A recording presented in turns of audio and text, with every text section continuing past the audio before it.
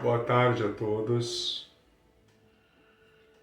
Eu me chamo César Augusto Fernandes do Carmo e estou aqui para ler uma passagem do Novo Testamento de Od Rei, o ser fluídico do Espírito Santo de Deus na Terra, Jesus de Nazaré, em Romanos capítulo 8. Capítulo 8. A lei de Cristo traz vida e paz àqueles que são adotados como filhos de Deus. Tornam-se co-herdeiros com Cristo. Os eleitos de Deus são proordenados para a vida eterna. Cristo intercede pelo homem. Portanto, agora nenhuma condenação há para os que estão em Cristo Jesus, que não andam segundo a carne, mas segundo o Espírito. Porque a lei da vida em Cristo Jesus me livrou da lei do pecado e da morte. Porque o que era impossível à lei, porquanto estava enferma pela carne, Deus, enviando o seu Filho em semelhança da carne e do pecado, e por causa do pecado, condenou o pecado na carne, para que a justiça da lei se cumprisse em nós, que não andamos segundo a carne, mas segundo o Espírito. Porque os que são segundo a carne inclinam-se para as coisas da carne, mas os que são segundo o Espírito para as coisas do Espírito. Porque a inclinação da carne é morte, mas a inclinação do Espírito é vida e paz. Porquanto a inclinação da carne é inimizade contra Deus, pois não é sujeita à lei de Deus, nem em verdade o pode ser. Portanto, os que estão na carne não podem agradar a Deus. Porém, vós não estáis na carne, mas no Espírito, se é que o Espírito de Deus habita em vós.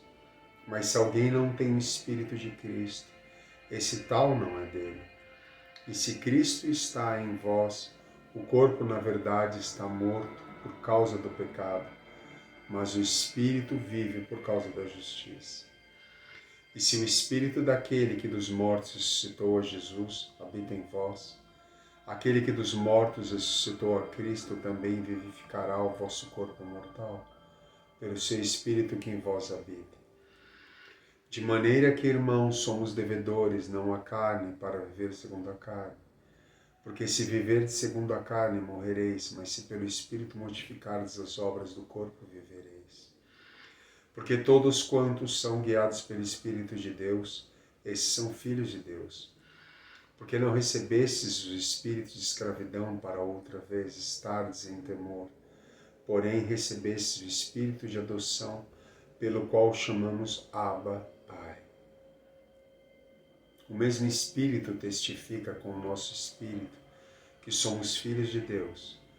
E se nós somos filhos, somos logo herdeiros também, herdeiros de Deus e co-herdeiros com Cristo. Se porventura com ele padecemos, para que também com ele sejamos glorificados. Porque para mim tenho por certo que as aflições deste tempo presente não são para comparar com a glória que em nós há de ser revelada. Porque a ardente expectativa da criação espera a manifestação dos filhos de Deus. Porque a criação está sujeita à vaidade, não por sua vontade, mas por causa do que a sujeitou, na esperança de que também a própria criação será libertada da servidão da corrupção para a liberdade da glória dos filhos de Deus. Porque sabemos que toda a criação juntamente geme e está com dores de parto até agora. E não só ela, porém nós mesmos, que temos as primícias do Espírito, também gememos em nós mesmos, esperando a adoção, a saber, a redenção do nosso corpo. Porque em esperança somos salvos. Ora, a esperança que se vê não é a esperança porque alguém vê. Como esperará? Mas se esperamos o que não vemos, esperamo-lo com paciência. E da mesma maneira também o Espírito ajuda as nossas fraquezas. Porque não sabemos o que havemos de pedir, como convém, mas o Espírito intercede por nós com gemidos inexprimíveis. E aquele que examina os corações sabe qual é a intenção do Espírito, porquanto ele, segundo Deus, intercede pelos santos.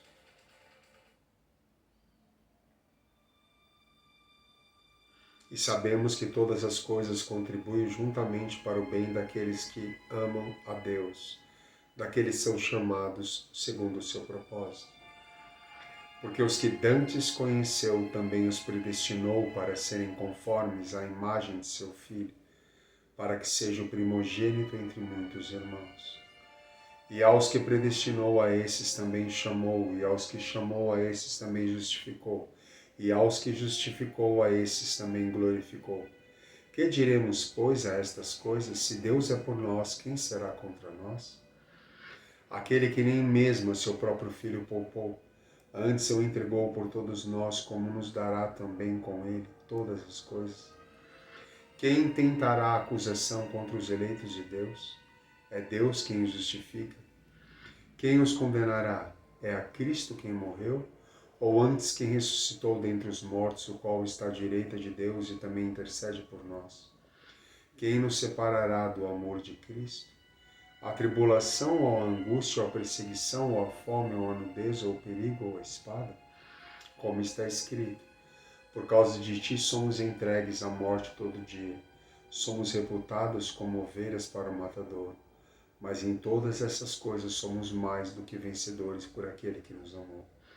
Porque estou certo de que nem a morte, nem a vida, nem os anjos, nem os principados, nem os poderes, nem o presente, nem o porvir, nem a altura, nem a profundidade, nem alguma outra criatura nos poderá separar do amor de Deus, que está em Cristo Jesus, nosso Senhor. Feliz Natal, meus irmãos e irmãs. Que isso seja uma reflexão do verdadeiro Natal. Somos herdeiros e co-herdeiros do Cristo. I am, I am, I am. Terminamos com a oração que Cristo nos ensinou. Pai nosso que estais nos céus, santificado seja o vosso nome. Venha a nós o vosso reino. Seja feita a vossa vontade, assim na terra como nos céus. O pão nosso de cada dia nos dai-nos hoje. Perdoai as nossas ofensas, assim como nós perdoamos a quem nos tem ofendido.